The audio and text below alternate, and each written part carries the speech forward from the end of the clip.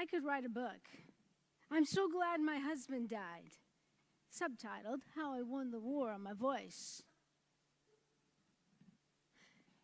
Now listen. I'm all for the covenant of marriage. Bobby and Michelle, come on. And I'm not against guys. Huh? Good-looking guy, good-looking truck goes by, and my head is going to turn. And my heart may skip a beat over the truck.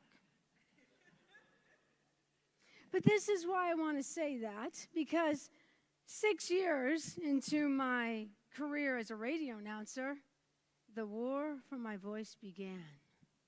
I got married. And for 26 years, I was in a most abusive, narcissistic relationship that almost took me out for the count. I don't think I was as much broken as I was coping, but no more. I'm here to help you win the war on your voice, especially if you feel voiceless. My story might be your rescue story. These landmines have turned into landmarks of God's faithfulness. I realize the war for your voice might not be relational, but it might be doubt that puts you in a stuck mode or a prison of your own making and you don't know where the keys are. But I want to help you. You see, your voice, whether writing, singing, speaking, is the unique expression of your identity, your values, and your experiences that can impact thousands. So I'm going to give you a few keys, but first let me give you a backdrop. The last few months. So we were moving, and my husband was outside at a burn barrel burning debris. I no sooner put a plate in the box and looked out the window, and he was fully inflamed.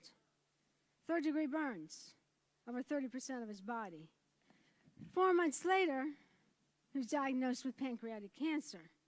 If you know that cancer, it's the most wicked cancer. He went and took pain pills, and he wouldn't let me bring hospice in. 4 months later, he passed away. And I was the sole caregiver and the receiver from him, the most laser-sharp words. I felt like I was in open heart surgery with no anesthesia. So I want to share 3 quick keys from the reawakening of my voice from trauma. Key number 1, good news can be on your lips when you unlock your voice. Your voice links you to the core of your identity, of who you are in God.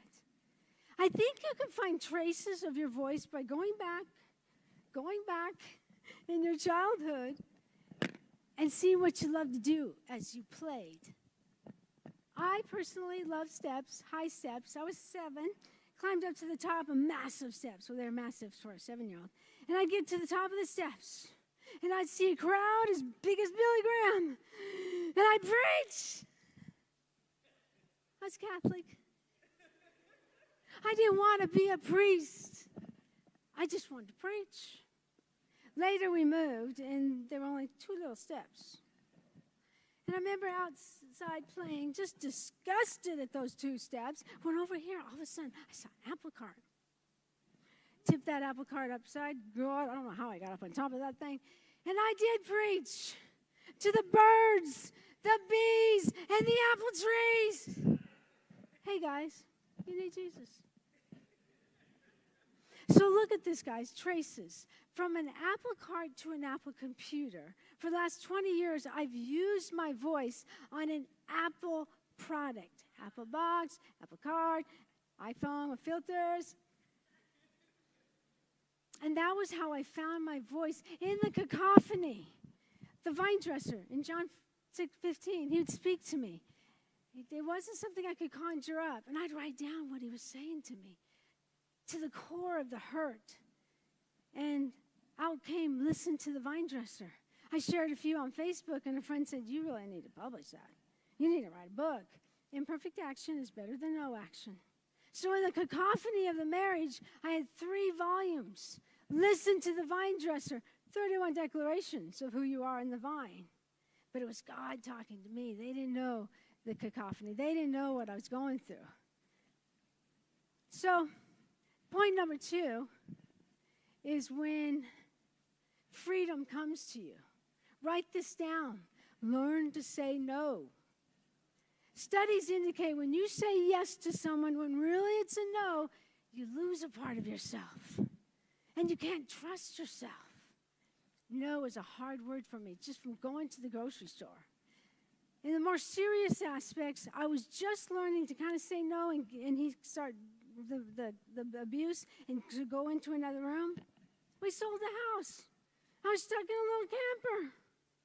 One day we were going to the grocery store, and we were in his truck, and he just said foul language. Foul language. I know, ring a bell on that one. And I remember I went to my voice.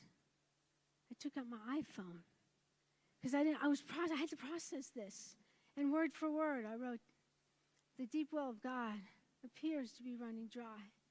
The hand of God seems to be waving goodbye. This cord that should tie two hearts together is withered and tethered, leaving me undone. Learning to say no protects you. Point number 3, I love this one. Fight for your friends. Studies indicate that who you hang around with affects the structure of your brain. So I was studying oxytocin, not oxycontin. Come on. Come back here. I know you're thinking it.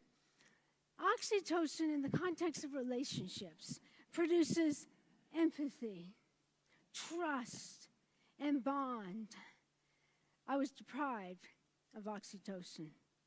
Now, studies also indicate that if you are low on oxytocin, you have a higher chance for high blood pressure, heart disease, and a weakened immune system. Not to mention anxiety, depression, and loneliness. The last 5 years, I remember good night's sleep, but I remember getting up, okay? And I felt like I had this heavy weight on me. I could go back to bed, but I chose to go to my voice, coffee, and Jesus, and the vine dresser. When you learn to fight for your friends, you realize there's a rescue that can come. I believe modern day oxytocin is in the form of a Zoom camera. I'm very grateful for Zoom because it connects me to someone who will fight for me over a year, almost 2 hours every week, neurocycle facilitator, finding a friend, and a business consultant. I felt after 2 hours like this, guys, I am seen. I am known. I am enough.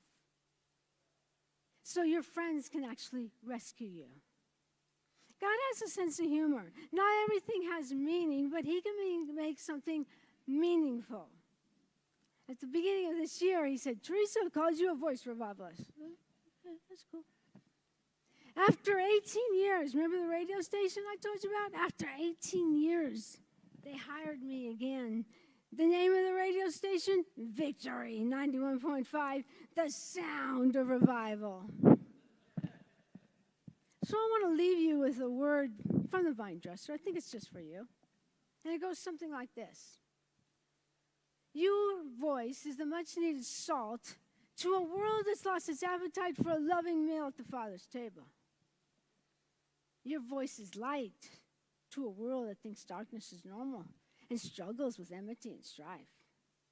So I think after that word, we got to make some declarations. Stand up with me. Repeat after me. Good news is on my lips. Freedom is my story. Rescue is my mission. When you learn to win the war on your voice, you get to speak to the person you once were.